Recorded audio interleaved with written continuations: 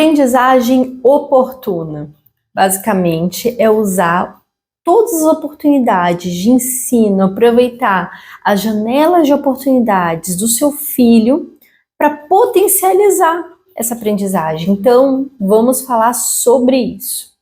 Para começar todo esse processo, nós temos que observar. A observação é a base de tudo. Muitas vezes a gente está numa correria tão grande, a gente fica com o celular para um lado e para o outro, que a gente não observa nossos filhos. O que eu recomendo para vocês é que vocês tenham um momento de celular, um momento que vocês estão ali com o seu celular, e o outro momento vocês guardem esse celular dentro de um armário, longe de vocês, para que vocês observem. Nós, assim, gente, essa questão da multitarefa, ela é extremamente preocupante. E nós ficamos falando o tempo todo sobre tela para criança não pode usar tela, toda essa questão, mas a gente fica com tela o tempo todo, né?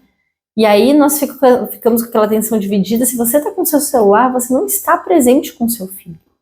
Então guarde o celular no cantinho, para que você possa observar melhor os comportamentos dele, observar ele no ambiente. E aí vem a questão das anotações, né? Que o pessoal sempre fala assim, mas a aba tem que ter anotação. Sim, de fato, quando a gente fala sobre ciência, sobre análise de comportamento e tudo, o ideal realmente é que a gente tire nota. Mas os pais têm um repertório da criança imenso. Vocês estão... A amostragem de vocês, ela é enorme. Vocês estão o tempo todo com o filho de vocês, principalmente nos períodos de férias. Então, vocês estão sensíveis às mudanças comportamentais deles e tudo. O importante é observar. Observar é ter esse contato, porque você tiver com o celular, não, vou ficar com o celular para anotar. Acaba que você recebe uma notificação, a não ser que você esteja com um dispositivo que não tenha nada, esteja zero conectado na internet, que você não vai receber notificação nenhuma, que nada vai te distrair ali dentro, que você garanta isso. Se você não garante isso, é melhor você não estar com o celular. Se você quer anotar alguma coisa, você pega um bloquinho, joga ali umas ideias, ao invés, aí depois você fala, mas não gosto de ficar com o papel, aí você vai e tira uma foto. Mas evitem o celular. Isso daí eu falo muito até para terapeutas. Quando eu vou dar orientação, eu falo assim, não, gente, vamos usar outros recursos. E aí desses recursos, por exemplo, nas orientações, o que eu faço? Vamos ver como é que você se veste. Me fala aqui, deixa eu ver como é que você se veste. Dependendo se a pessoa usa pulseira, a gente vai usar pulseira para medir comportamento. Se a pessoa usa, por exemplo, cinto, então a gente pode pregar algumas coisinhas no cinto.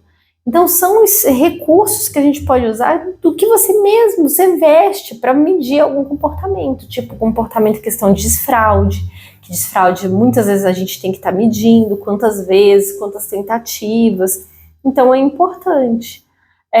Mas a gente não pode deixar essas questões engessadas.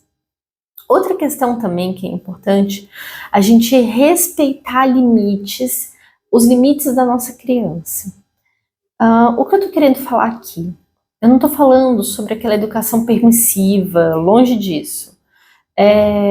Nós temos que, lógico, qualquer relacionamento dentro de casa, a gente tem uma relação com nossos filhos, com o nosso esposo, com a nossa esposa, né? Então, tem toda essa relação dentro de casa, mas é importante impor certos limites e a gente respeitar os limites do nosso filho.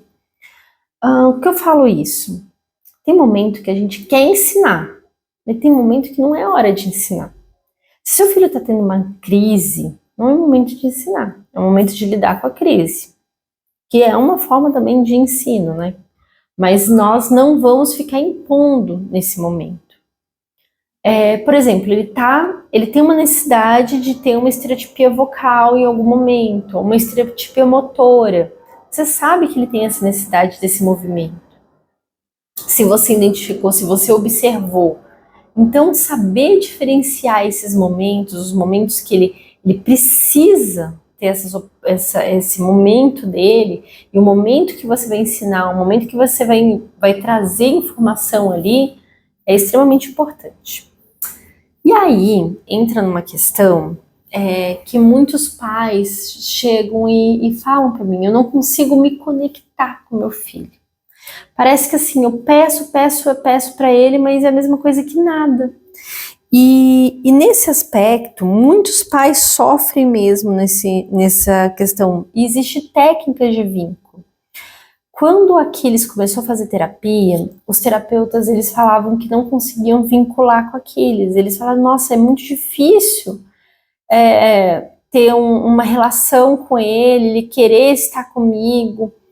E por isso me debrucei a estudar muito essas técnicas.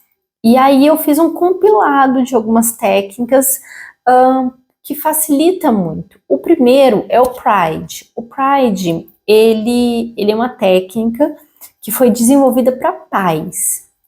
Então, basicamente, principalmente para crianças com baixo repertório. Então, crianças que, por exemplo, têm dificuldade para pedir as coisas, que imita pouco. E como é que começa, né? O Pride, você começa imitando. Então você chega se aproximando, na verdade você se aproxima, sem causar desconforto. E aí, a próxima fase é começar a imitar.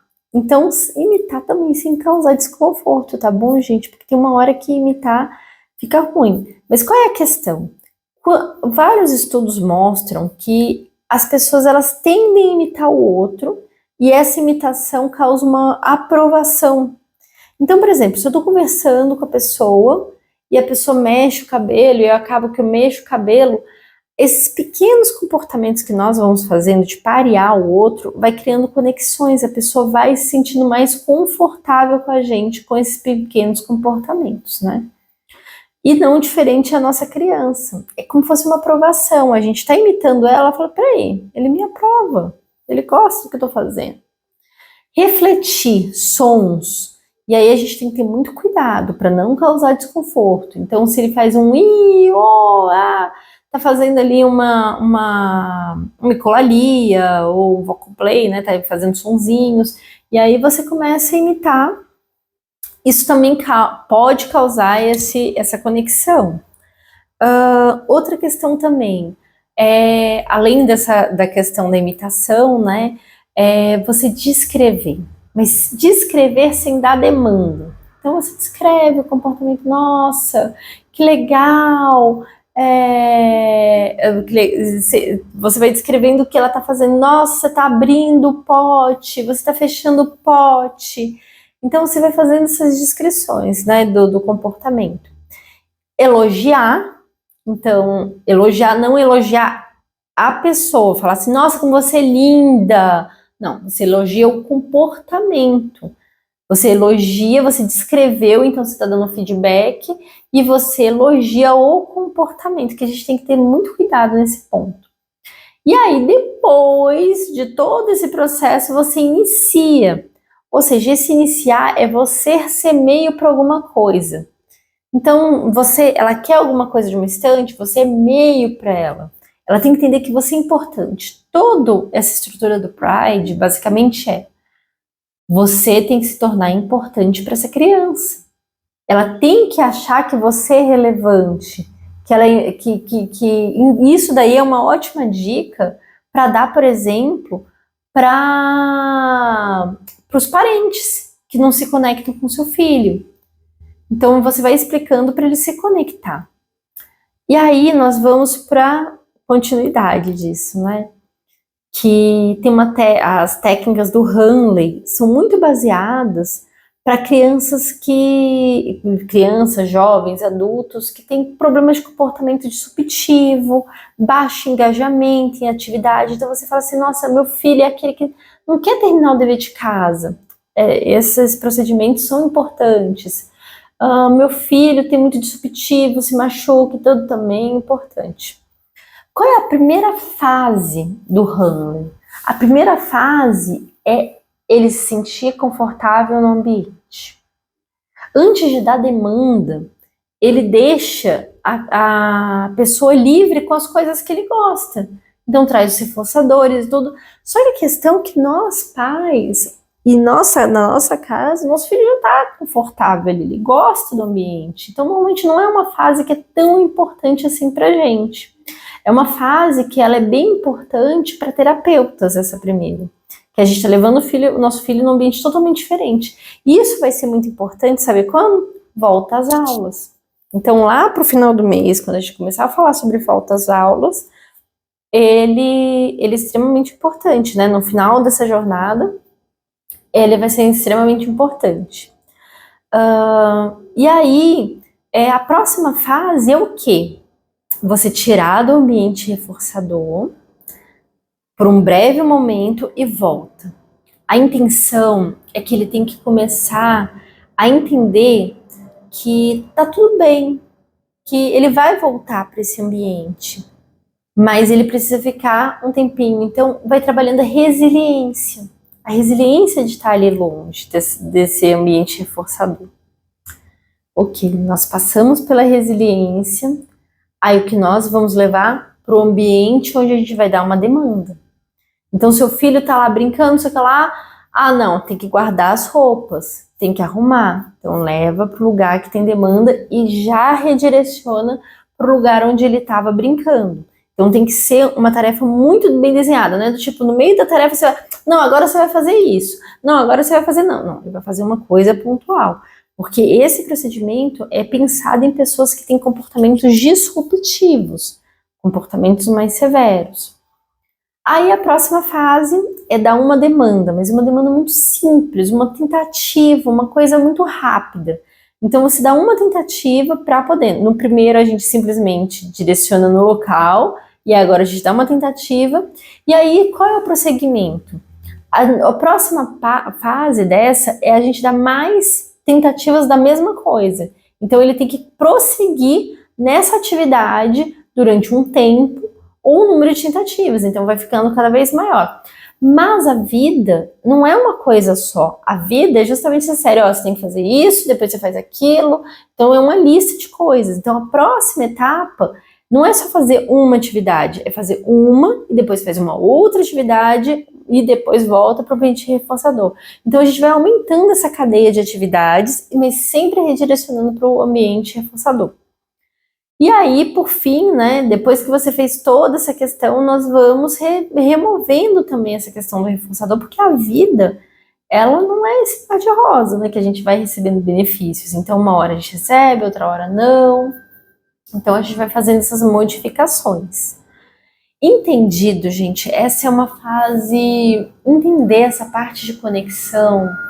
Se a gente não sabe estabelecer a hora de pedir, a hora de entregar coisas que são interessantes para os nossos filhos, a gente cria embate, a gente cria um lugar que não é tão harmonioso.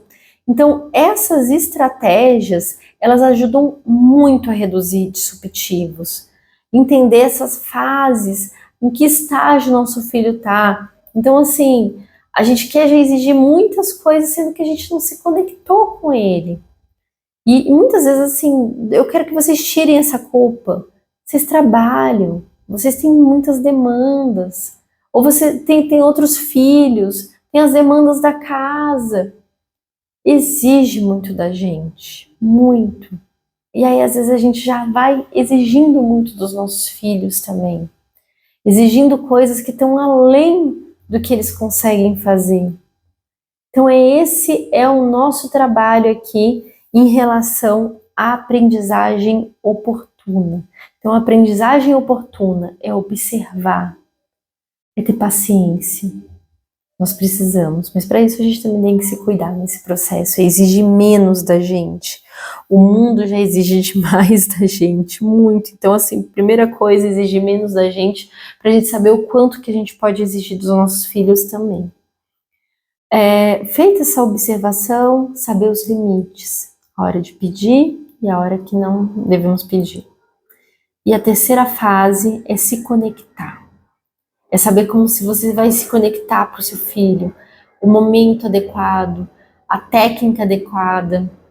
Então, todo esse passo a passo é extremamente importante. E agora lembrando para vocês como é que vai ser a continuidade da nossa jornada Autismo nas Férias. Eu vou falar sobre o que ensinar para minha criança. Então, o que você tem que ensinar? Como é que a gente vai levantar isso? Mas nessa próxima aula, não vai bastar olhar só para a criança, porque essa jornada é voltada para pais. Essa jornada nós temos que entender mais sobre a gente, sobre as nossas limitações, as nossas potencialidades. É só assim que vocês vão ter liberdade, gente. Se eu entrego um bando de conhecimento técnico aqui, não vale nada se eles não são aplicáveis à sua vida. Então tudo começa fazendo esse rastreio. E aí eu peço paciência para vocês, porque vocês vão ter que ter paciência com vocês mesmos. Vocês vão ter que parar e fazer essas reflexões, que vai ser o início da próxima aula. Seguindo, nós vamos falar sobre como avaliar nossos filhos. Então, trazer de forma ampla vários aspectos, vários eixos que a gente tem que estar olhando para saber o que a gente vai selecionar de prioridade. Então, olhando a nossa vida, olhando a rotina, olhando as necessidades de forma muito mais ampla e selecionando poucas habilidades, que são as habilidades que são as que abrem novas portas. Nós não queremos ensinar tudo para os nossos filhos, a gente quer ensinar as ferramentas para que ele aprenda sozinho. Ok, seguindo daí, nós vamos fazer essa seleção de habilidades e aí vocês vão estar aptos para a próxima aula, próxima, que é o sistema de dicas e ajudas. Então, nós vamos seguir com muito aprendizado, vão ser muitas aulas essa jornada e vamos que vamos estudar. Até mais, gente!